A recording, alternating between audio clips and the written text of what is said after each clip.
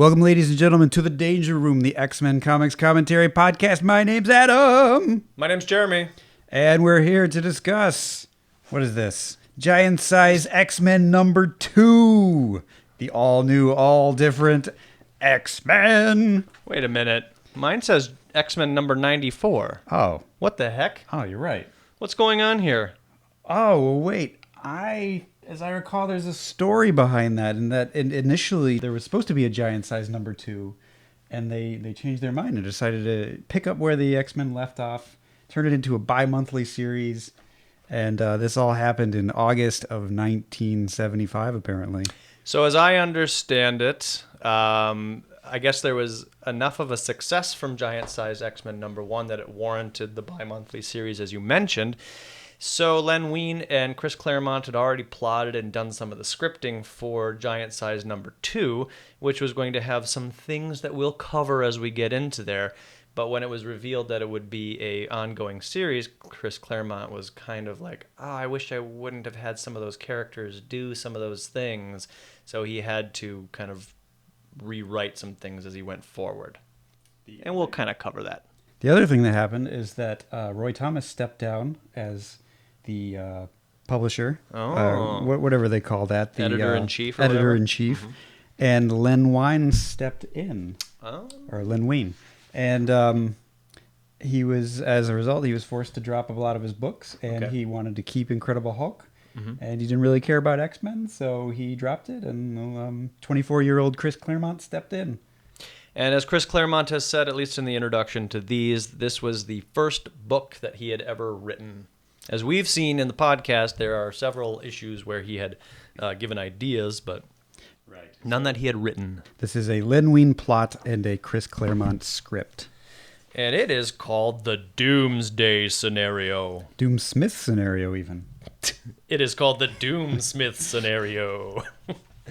And I got to be honest, as we open up the book, I got a little confused as I was reading this because you get a picture of mostly all of, well, it's a mix of old and new X-Men, and then the professor is kind of looking at us along with the X-Men, but then there's this oddly shaped bald head in the side of the panel, which, I've read this 3 times, and this is the first time I was like, what is that? What's growing out of the professor's back? Why, it's the professor's back. He's got a bald head coming out of his back. Well, it turns out it's like the professor's silhouette is creating a new panel. No, this is a mirror.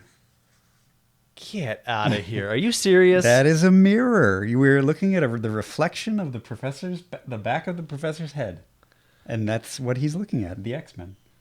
Well, like a little dialogue box would help there. I didn't know that. Well, that's what that little part in the corner is for. Oh my gosh, it's right there. Yeah. Let's move on. This one, as we mentioned, is written by Chris Claremont with plotted and edited by Len Wein. Dave Crocker is still the artist. Bob McLeod is the inker. Phil Rachelson, colorist. And Tom Orzechowski is the letterer. Wow, almost a whole different creative team. The most unusual fighting team of all time. Yes. So they are congregated after their last mission, and they have rolled up into the professor's office. I don't know, to have some sort of a debrief or something like that. Yeah, he's congratulating them. Good job, guys, and now we're going to train. Yes. And that's when Sunfire stepped in and says, not so much. He says, no. Yeah.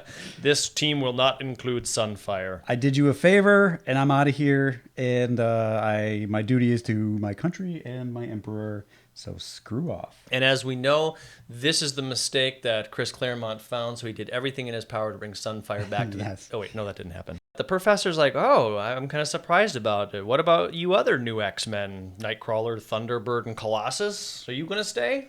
And Colossus isn't sure. Storm says, hey, why not? And Wolverine gives a kind of cocky, it beats what I was doing before. Sitting around Alpha Base waiting for a go call.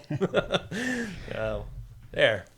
So Sunfire's like, you guys are fools, and he leaves. Yeah, and he also says, do not seek me out and do not ask, for Sunfire will refuse. Yeah, he's done.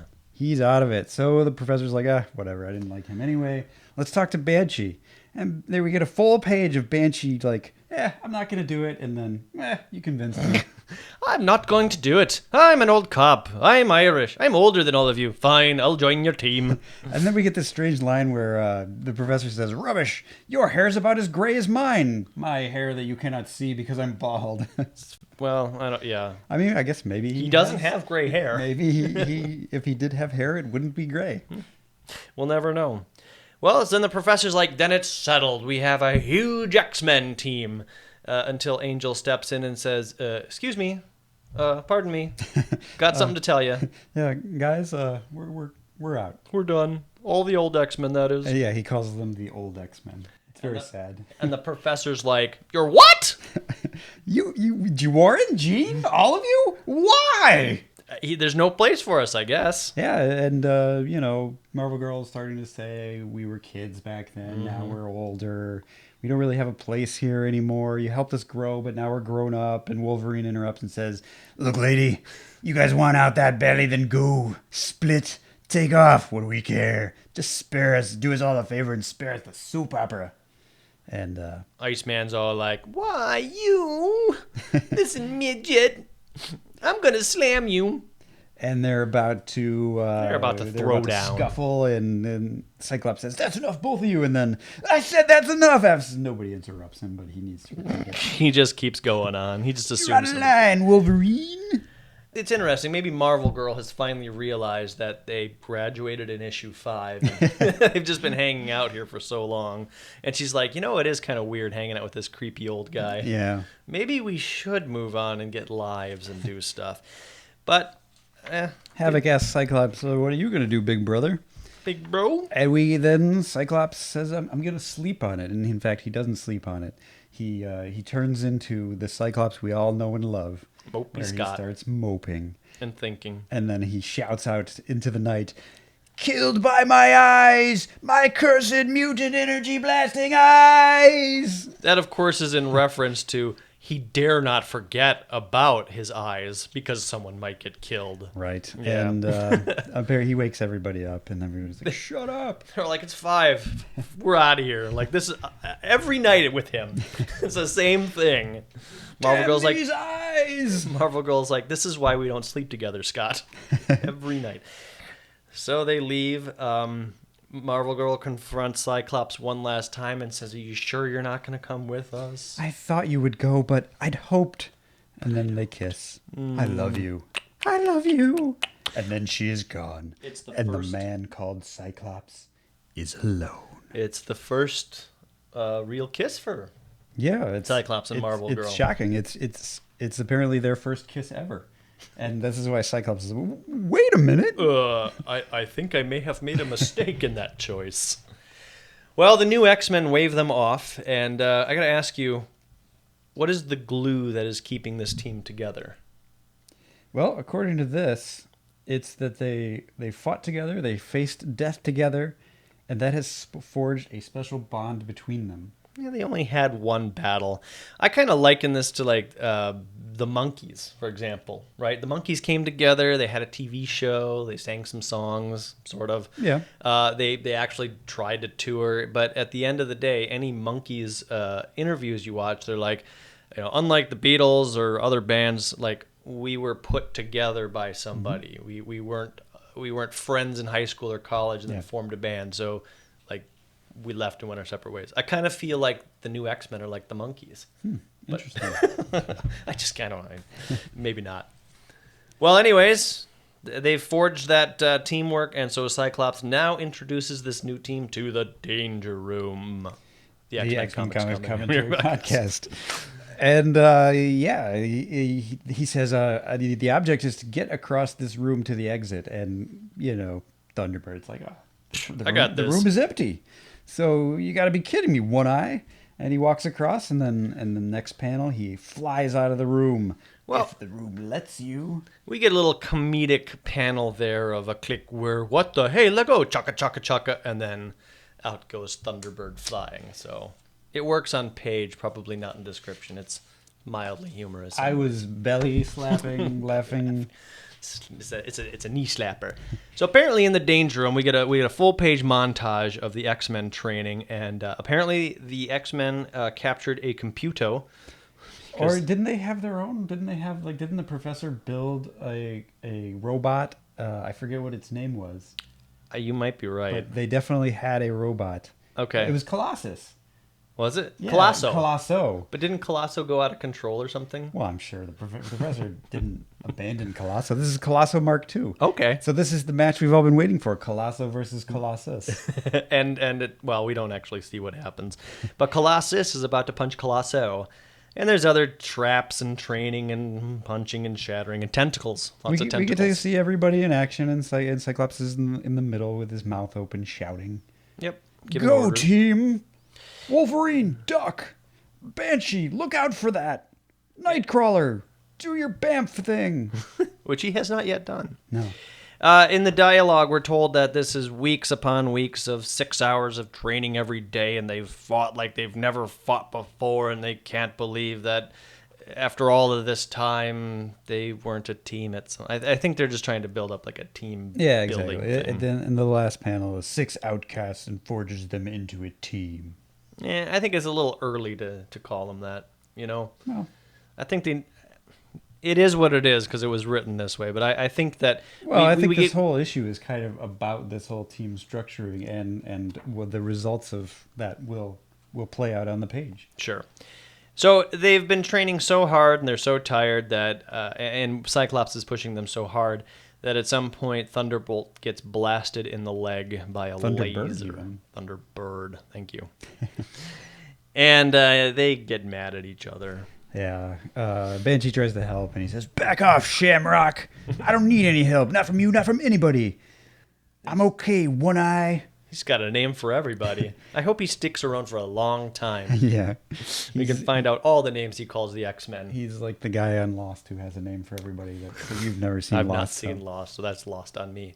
They're about to get into a fight. So Thunderbird says, "I'll rearrange your face." And the professor jumps in with a telekinetic presence. His head shows up right here. Yeah. "Stop fighting, Adam and Jeremy." "Shut up, man." And he orders Cyclops to come to my office for a scolding, and he orders Thunderbird off to the infirmary. And Thunderbird's all like, "Oh, I lost it again." She looks at Storm, and she's like, "Why are you looking at me? You like looking at losers?" And she says, "I see no loser, John Proudstar, in this room. I see only a man." Little does Thunderbird know she's looking right past him at Wolverine. Oh, and it's chapter 2, Death or Valhalla High. Reminder. Is that like a high school? Valhalla High. Since it was a giant size, this is broken up into multiple chapters. Right. There is mention that they had to kind of rejigger some of the structure in order to make it fit into the 2 issues. So Valhalla High is apparently a top secret base it's a government installation. It's got a 100 megaton thermonuclear bomb in the bottom. In a high school on top. In a high school on top. Good football team. They're building a lacrosse team, but it's not going so well. And it's also NORAD. So they've got bombs, missiles, and all the tracking devices you could possibly want for a U.S. government installation. And it's mail call time. Oh, yeah. Heads up, Joy Boys. Mail call, mail call. Everybody gets excited. Oh, I like it. Oh! And so the bald-haired guy, it's always the bald-haired guy, gets the only package, and it's a box that has a button that says, "Press me." And, of course, if you're in a U.S. installation, top secret, and somebody sends you a package with a button on it, it's mysterious, and it says, "Press me," the first thing you do is what? Throw it away? Have it sent in for some analysis to make sure that it's not a bomb or a trap or something? No. What do you do, Adam? I think I'd calmly press it while talking to my coworkers. Yeah, you make a little joke. "Maybe that's the Raquel watch doll you wanted for Christmas, Joe." Click. Very funny, so help me a few clowns. Oh my God! And that's when we get our first appearance of the Annie Men. The Annie Men are a rooster, a gorilla, a cat, a dragonfly, and a frog. And this is a bad sign for the X-Men. This is where the comic is going. I don't think we have much of a future. No. We're getting canceled in a few issues. Yeah. What's happened is the button opened up a portal, and through that portal came these Animen. Oddly enough, like in most of these comic books, when you get a whole new group of people, you get little labels as to what their names are. We do not get that here. Through dialogue, we will learn what some, if not all, of their names are. Yeah. We'll try to point them out as we go along. The Animen make quick work of the soldiers, 2 groups of soldiers actually. And once they're done, their leader, who we should recognize, shows up. And this is when we get some of their names. Dragonfly is the red dragonfly-like girl, and Croaker is the frog. Those are pretty obvious. I think I'll be able to remember those. Well, the leader that we should recognize is none other than Count Nefaria. That's right. He's the lord and master of this group. And I guess what had happened is, as I had read it in some of the backstory, is for Giant Size number 2, they wanted to bring it back to the old series to try to bridge them together and then move forward. So they didn't want to do Sentinels. They didn't want to do Magneto because he is a baby, as we last left him. They reached back into the annals and pulled out what the essence of the old X-Men were. Who were the core villains? Who were the ones that made the fans buy the issues? Wait, Count Nefaria. Yeah. If it's not going to be Sentinels and Magneto, you got to go the Nefaria route. Obviously. And we even get a brief synopsis of the last time he appeared back in X-Men 22 and 23 with a small panel of the Porcupine and all of those others. I don't remember anybody else's names. You have the Onion Head Man. And Scarecrow Joe. Scarecrow and the Flower Guy. Jewel Head Guy. Yeah, I don't know. I thought it would have been kind of neat if Count Nefaria was like, oh, I created you from them. But he didn't. No, he actually... Well, he escaped from prison and began planning anew, calling in old depths and using magia science to create stronger allies. So his plan is to, last time he was going to take the city of New York hostage. This time he's going to take the world hostage. Anyways, so Cyclops, he's sitting in his apartment or bedroom or something. His sulky chair. You know, I guess this is the first time we've really seen... I guess we got a lot of changing montages in the old series, but this is the first time where he's just kind of kicking back in his room. There's a lamp there. He's got a comfy chair. And you know, he's sitting there. He's thinking, oh, these eyes... They're probably going to kill somebody someday. And why was I cursed with these eyes? Before he can get up and say, my eyes! My powerful eyes! Nightcrawler interrupts him. Essentially, Nightcrawler wants to know if Cyclops was upset about their fight. And Cyclops says, yeah, I was upset. Of course I was. We were careless, and I was responsible for Thunderbird. Okay. The professor once again appears with his magic little head thing and says, Adam, you have to come to the danger room. Get out of my face, Professor. Oh. And Kurt even says, I think, my friend, that I remain an X-Men to my dying day. I will never get used to that. So we turn on the local news, and their broadcasting is Count Nefaria, who's at the Valhalla Command Center, and he basically says, give me all your money, consumer it to what your national worth is. Yeah, I demand a ransom from each nation on Earth, the amount to be determined by each nation's ability to pay. So he wants all the money. Not a certain amount, I just want it all. To my question is like, okay, I get it. You're in control, you have all the missiles, the codes, and all that sort of stuff. Let's say you get all of this money. What do you do with it? Then what? Nobody has any money, so are you really the most powerful person in the world? Or are you just a guy with a whole bunch of worthless paper? Yeah, what are you going to buy? What's the point? Because everybody else has to live, and they have to go on, so they're going to go to like a barter system or yeah, something. Exactly. What everybody else is going to do is start using rocks as money or something like that. There's something. I don't know. And there are like tribes that use rocks for money. Like huge, heavy stones. I wonder if he wants a portion of those. So Count Nefaria walks in. He's like, I would like your finest meats and bread. And he lays down a big pile of money, and they're like, I don't need this. What is this? Like, is this kindling? Should I set the Sunfire? All right, well, anyways. He's got a ring that says "in" on it for Nefaria. Of course he does. So if he doesn't get all of that money, he's going to launch the entire inventory of nuclear missiles. Nice guy, says Wolverine. Wonder what he does for an encore. So we have 3 hours. The entire world has 3 hours to figure out how they're going to wire them all of their money. Oh, no. Doesn't seem like a realistic time frame, but anyways. Beast shows up. Yeah, Beast is a member of the Avengers now, and apparently the Avengers are too busy to deal with this. The entire world is held ransom, and the Avengers are like, we're on holiday. But Beast is like, yeah, we can't do it because we're busy, and you should do it. Yeah, gotta go. And he also says, what happened to the X-Men? Oh, and the professor's like, this is the new X-Men. He's like, okay, why don't you go handle this? Like, these are the X-Men, Hank. Are you stupid? Where are they? Is there a forwarding address? I would really like to talk to Iceman. It's been a while. No, none of that. Well, Cyclops rounds up the troops, and he wants to leave Thunderbird behind. But Thunderbird says, you want to try saying that through a mouthful of knuckles, One Eye? I'm going. And then the professor says, there's no time to argue. Just take him. I'm going to undermine your total authority, Scott. Just Thunderbird can go. The professor can do it whenever he wants to. Right. So they jump into their plane, which is not called a Stratojet No, anymore. it's a Blackbird now. Yes, on the next panel, they get engaged by some U.S. fighter jets who identify it as a Blackbird. Yes, and they immediately contact them, and they say that we're responding to the Avengers' call. And the general says, figures I might have known you muties would show up with Nefaria around. And then Cyclops is like, TAC 10, Roger, hello, General. It's been a long time. And he's referring to General Fredericks. Been a long time, like they've met before. Is this the same general from X-Men #1, maybe? No, I don't know. Okay. But it's interesting that you pointed that out. I feel like it's sort of a callback without actually being a callback. I wish there was like a little asterisk here to denote exactly what he's talking about. Yeah. But there's not. So the X-Men fly in towards the mountain.